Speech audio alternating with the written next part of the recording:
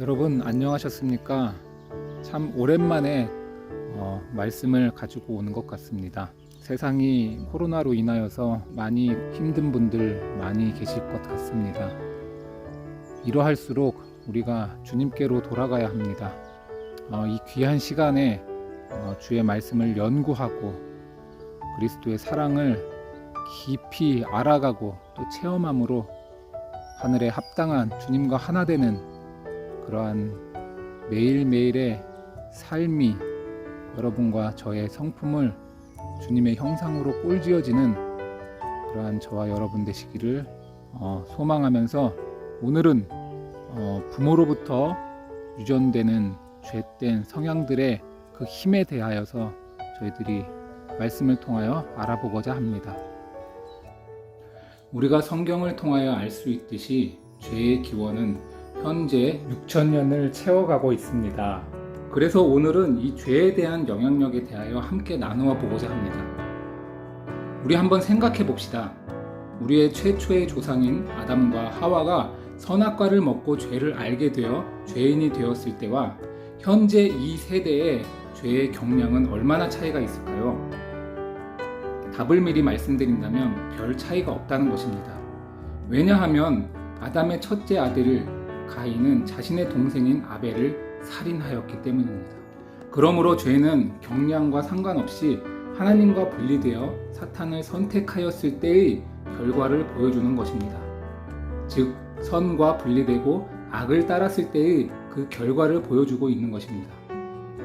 하지만 죄악은 부모들의 죄된 유전을 거쳐 세대가 흐를수록 더욱더 악하게 변화되어 오고 있습니다.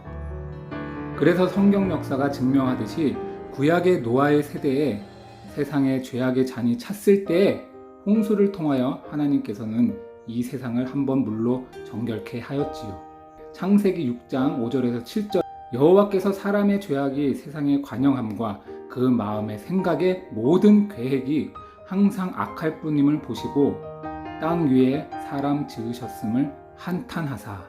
킹제임스 버전에는 슬퍼하사라고 나와 있습니다.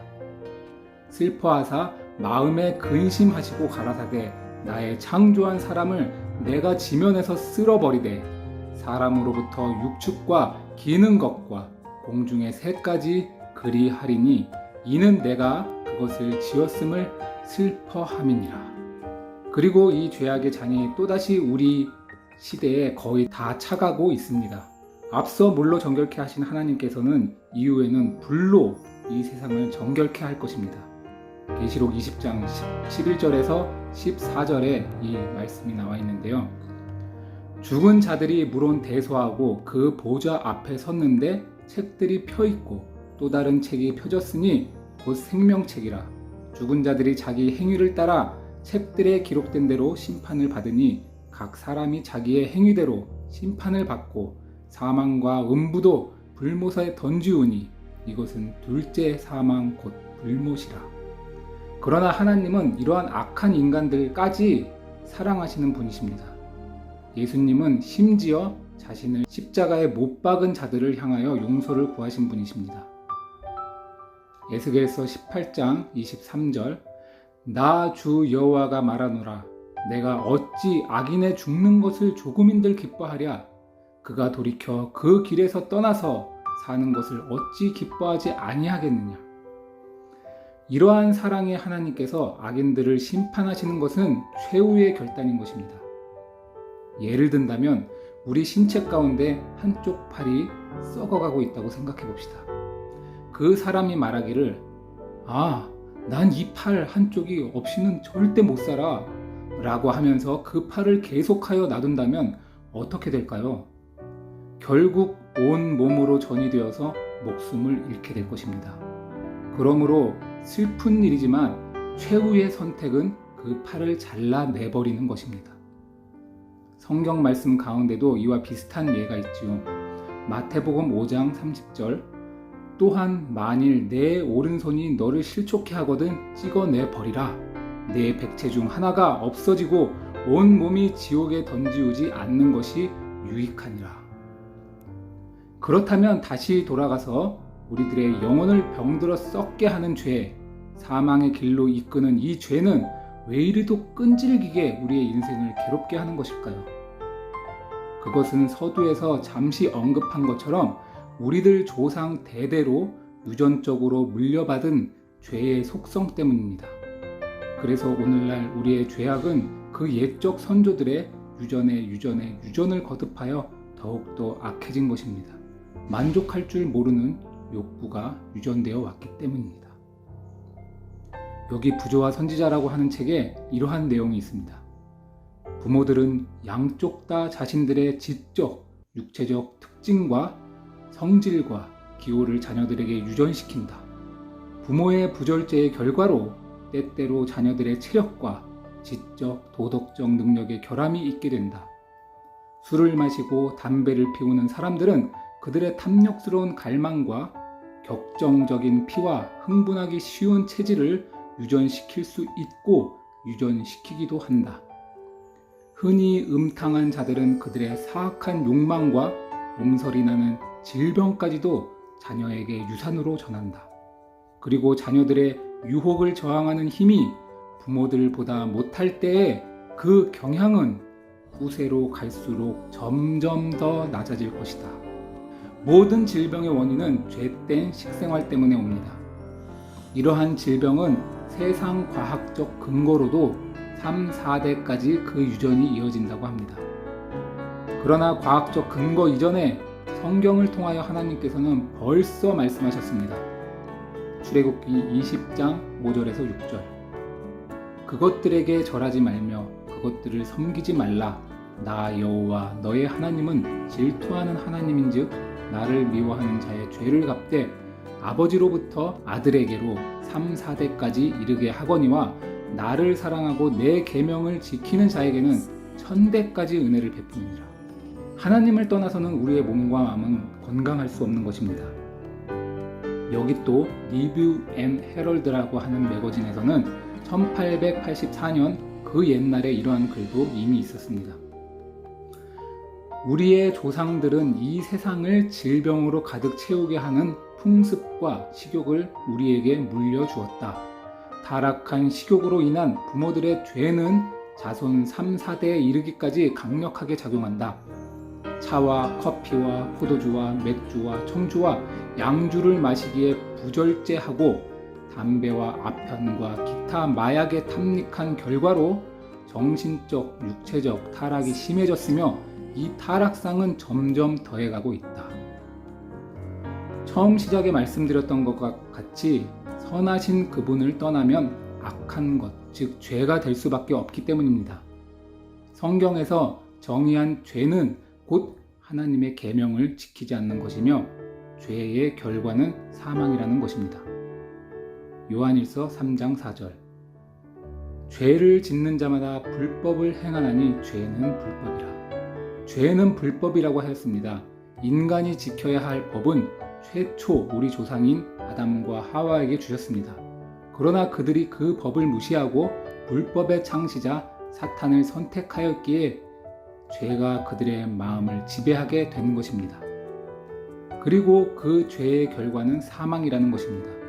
하나님께서는 분명히 그들에게 선악을 알게 하는 나무를 먹으면 죽는다고 하였으나 그들은 하나님의 말씀을 무시하고 그 열매를 먹어도 죽지 않는다는 사단의 말을 따랐기에 사망에 이르게 된 것입니다. 쉽게 예를 든다면 이 세상에 수많은 도로 교통법이 있습니다. 그 법들 가운데 가장 기본적이고 철저히 지켜야 하는 신호등이 있습니다. 그것을 지키지 않으면 어떻게 될까요? 더 나아가서 우주 전체에도 하나님께서 지정한 법칙이 있습니다. 어느 별, 행성 하나라도 그 범위를 이탈하게 된다면 온 우주는 파괴되고 말 것입니다. 이와 관련된 영상을 예전에 소개시켜 드렸는데요. 나중에 다시 한번 다루도록 하겠습니다. 이와 마찬가지로 하나님께서는 우리를 살리고 보호하시기 위해 계명과 율법을 주신 것입니다. 이제 결론을 말씀드린다면 오늘의 제목과 같이 지금 우리 세대의 죄는 부모들로부터 유전을 통하여 전수받은 죄이기에 과거보다 더 좋을 수는 없다는 것입니다. 세대를 거듭할수록 더욱 악하여질 수밖에 없다는 것입니다. 마치 굳은 살이 계속하여 거듭해지면 그 피부에는 감각이 없는 것처럼 말입니다.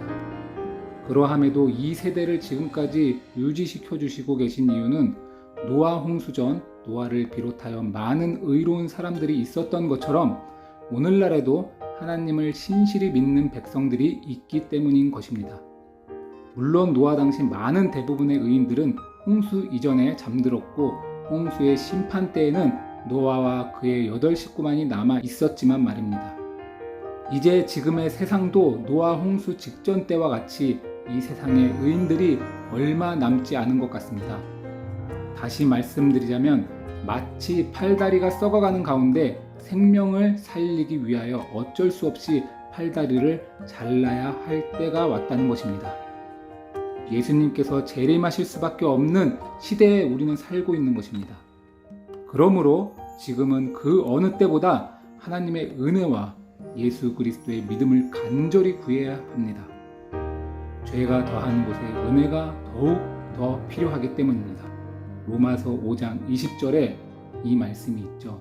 죄가 더한 곳에 은혜가 더욱 넘쳤나니.